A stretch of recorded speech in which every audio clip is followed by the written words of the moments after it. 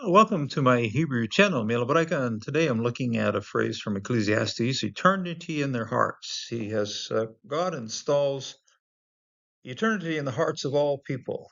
And when a person is born, grows, that person either nourishes or suppresses that eternity. And for me, as a person who has spent time in ministry, it's very encouraging to know that there is some predisposition to serving or coming to God. But of course, some people suppress that and some people nourish it. So uh, when we come and preach the salvation in Jesus Christ, we can touch on that eternity in their hearts, and sometimes it does flourish.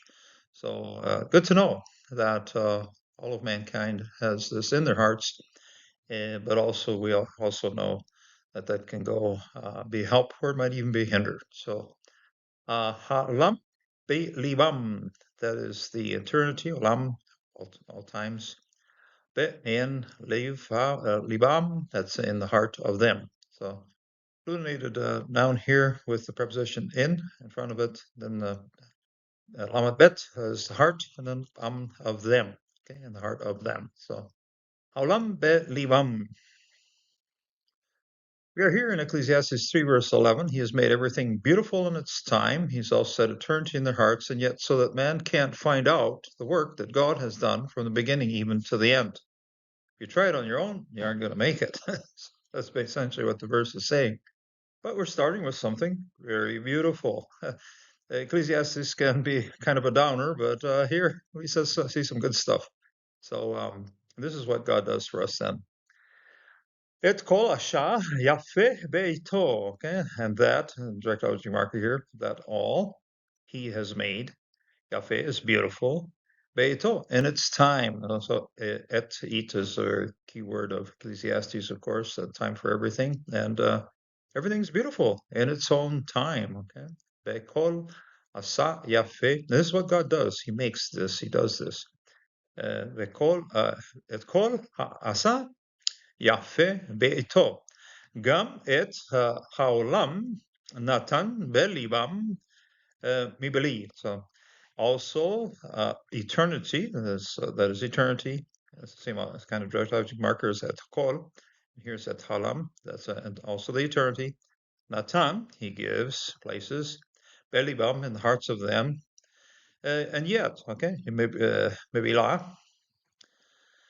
Asher lo yimasa hadam et ma'asha, and so that man can't find or won't find lo masha, even though he won't find it by himself. Okay, yamasha, lo masha, hadam, man, et ma'ashe, the works of ki asa, that he has done, Elohim, that God has done, rosh ad sof. Okay, from the beginning, from the head of things. Rosh is the head here. Rosh ad sof, onto the very end. Incidentally, when you see the last 2 points of the verse right here, we see here, sof pasuk, same word as this one, okay? Sof, the plate that holds the end of the thing. So we won't find out by ourselves what the work of God is. God has to reveal that to us. So ad sof, ad sof. But eternity is in the heart of all of us. And as I said in the introduction, we either nourish it or suppress it.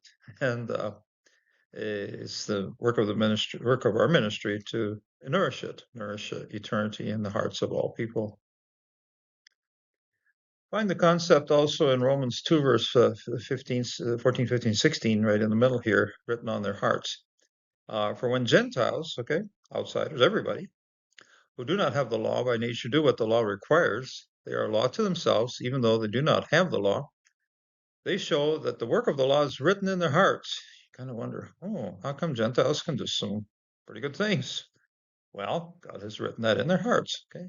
The law is written in their hearts, while their conscience also bears witness, and their conflicting thoughts accuse or even excuse them on that day, when according to my gospel, God judges the secrets of men by Christ Jesus. So whatever a person does come under judgment of Christ Jesus. So, and whether that has gone well or it's gone badly, well, certainly Jesus will judge the way that has gone. So But we are encouraged, and we know that the law is written on their hearts, eternity is written on their hearts, and that gives us a first step forward into defining what eternal faith must be. So God bless and sustain us and encourage you also as you try to explain and expand on or bring ministry based on the fact that people have pre-installed things that God has placed there that we must seek to develop so that they also will become disciples of Jesus.